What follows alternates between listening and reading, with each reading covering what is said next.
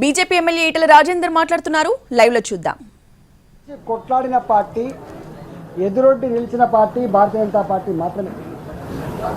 తెలంగాణ గడ్డ మీద మా విజయం పరంపర 2019 పార్లమెంట్ ఎన్నికల నుంచి మొదలైంది. ఆనాడు మా లక్ష్మణ్ గారి అధ్యక్షతన ఉత్తర తెలంగాణ జిల్లాలలో సికింద్రాబాద్లో 4 పార్లమెంటు స్థానాలు గెలుచుకొని తెలంగాణ ప్రజానికల్లో రాబోయే కాలంలో ఇవాళ మనం గెలిపించుకోవాల్సిన పార్టీ భారతీయ జనతా పార్టీ అని చెప్పి ఆనాడే సంకేతం ఇచ్చింది. ఆ రోజు మొదలైన విజయం పరంపర ఇవాళ దుబ్బాకలో కావచ్చు, హుజురాబాద్లో కావచ్చు, నైతికంగా గెలిచిన మునుగోడులో కావచ్చు, జిహెచ్ఎంసీలో గెలిచిన 40 స్థానాలు కావచ్చు, వరంగల్, కరీంనగర్, నిజామాబాద్ లాంటి కార్పొరేషన్లలో స్థానిక సంస్థల గెలుపు కావచ్చు, మొన్నటికి మొన్న టీచర్ ఎమ్మెల్సీ స్థానంలో భారతీయ జనతా పార్టీ విజయ దుందిబి కావచ్చు. ఇట్లా ఎక్కడెక్కడ చూసినా కూడా ఈ 3.5-4 సంవత్సరాల కాలంలో గెలిస్తే భాజపా గెలిచింది. గెలిస్తే ఎక్కడన్నా డబ్బులతో, అధికార దుర్వినియోగంతో, ప్రలోభాలతో గెలిస్తే బీఆర్ఎస్ పార్టీ గెలిచింది తప్ప కాంగ్రెస్ పార్టీ ఎక్కడ గెలవలే. కొన్ని మీడియా సంస్థలు, కొద్దిమంది వ్యక్తులు మా మీద గుడ్డి ద్వేషంతో ఏదో ఇదైపోయింది, అదైపోయింది, BRS party Bharatiya Janata party ఒకటైపోయింది అని చెప్తా ఉన్నారు.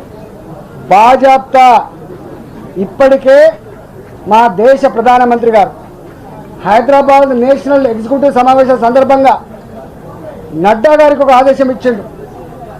వచ్చే ఎన్నికల్లో తెలంగాణ గడ్డ మీద భారతీయ జనతా పార్టీ గెలవాలి.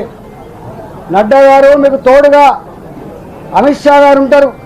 మీరిద్దరు కలిసి స్ట్రాటజీ ఫిక్స్ చేయండి, శ్రేణులను ఉత్సాహపరచండి, గెలవడానికి పద్ధతులన్నీ కూడా అవలంబించమని చెప్పి నేషనల్ ఎగ్జిక్యూటివ్ సమావేశం చెప్పి ఇవాళ ప్రధానమంత్రి గారు వచ్చినా, నడ్డా గారు వచ్చినా, అదేవిధంగా మా అమిత్ షా గారు వచ్చినా అనేక సందర్భాలు చెప్పింది.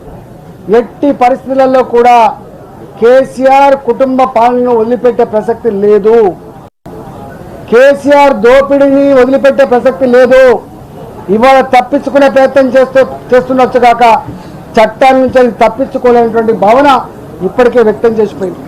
కాళేశ్వరం మీద ఏం మాట్లాడినామో, దోపిడీ మీద ఏం మాట్లాడినామో ఇప్పటికే చూసింది. స్వయంగా దేశంలో నరేంద్ర మోడీ గారు కార్యకర్తలను ఉద్దేశించి మాట్లాడిన సందర్భంలో దేశంలో కుటుంబ పార్టీలు వాళ్ళ కుటుంబ ఎదుగుదల కోసం ప్రయత్నం చేస్తాయి. ప్రజలారా మీరు ఓట్లు వేస్తే వాళ్ళు బాగుపడతారు తప్ప ప్రజలు మాత్రం బాగుపడరని చెప్పి క్లిస్టల్ క్లియర్ చెప్పింది. ఒక కేసీఆర్తో కాదు, దేశంలో ఉన్న స్వార్థపర శక్తుల పట్ల, స్వార్థపర పార్టీల పట్ల మా పార్టీ వైఖరి ఉందో ఇప్పటికీ అర్థమైంది. భారతీయ జనతా పార్టీకి ఓట్లు వేస్తే మాత్రమే ప్రజలకు మేలు జరిగేటువంటి ఆస్కారం ఉంటుంది తప్ప